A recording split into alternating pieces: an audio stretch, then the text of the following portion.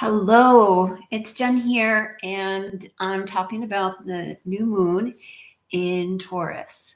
It is happening on Tuesday, May 7th, and basically, what the energy of Taurus is I have, which is perfect for the new moon because new moon is new beginnings, and Taurus is an earth sign.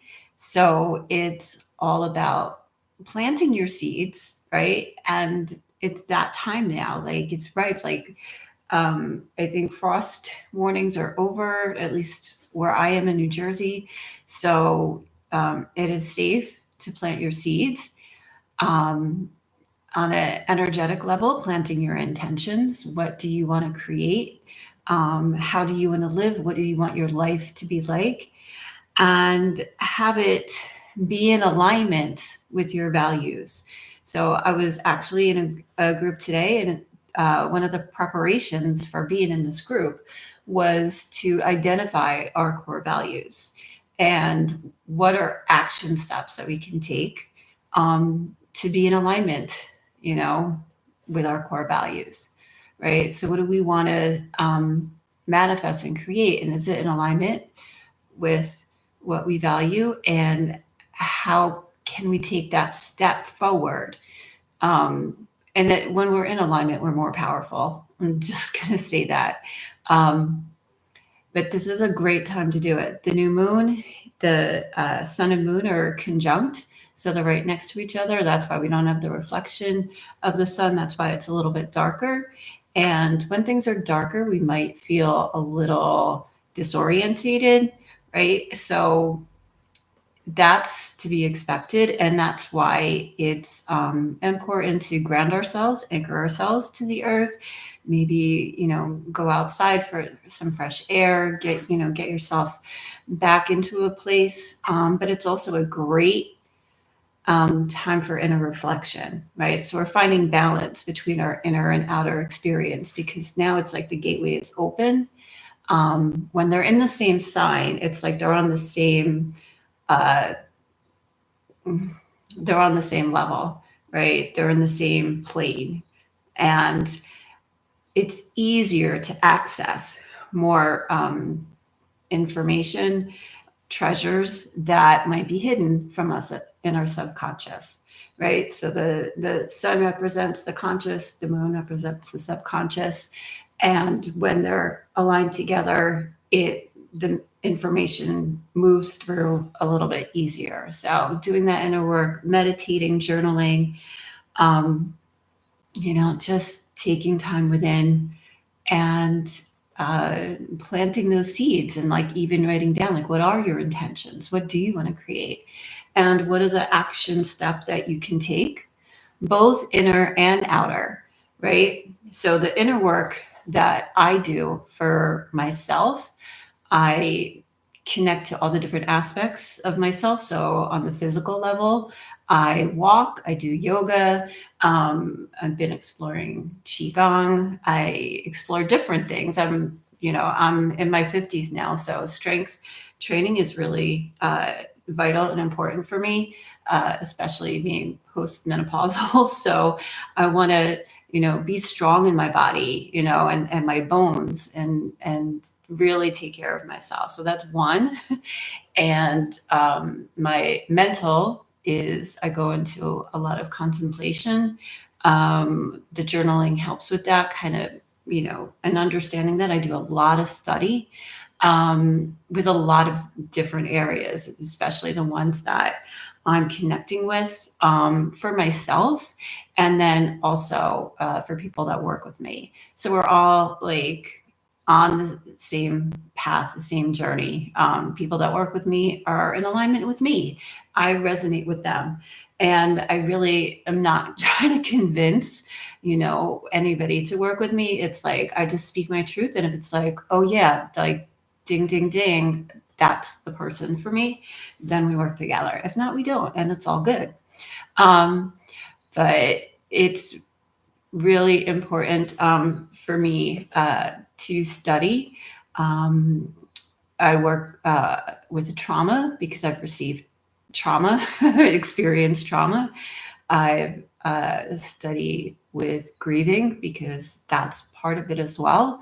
And the whole like emotional realm. So I, kind of mental, emotional are really connected with each other. And I study that as well.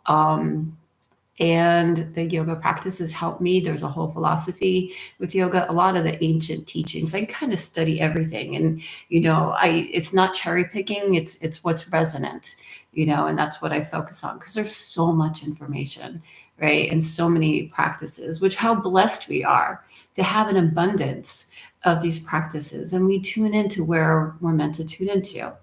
So, yeah, and then that all leads to spiritual, to, the higher level, like finding, why am I here? What is my purpose? And what is my destiny? What am I choosing to contribute? How am I going to be of service? Like, how am I going to leave this world? What am I going to leave behind? And making, our own choices about that. And then taking that outer action step. How am I going to scale my business? How am I going to promote? How am I going to put myself out there? Connect with the right people?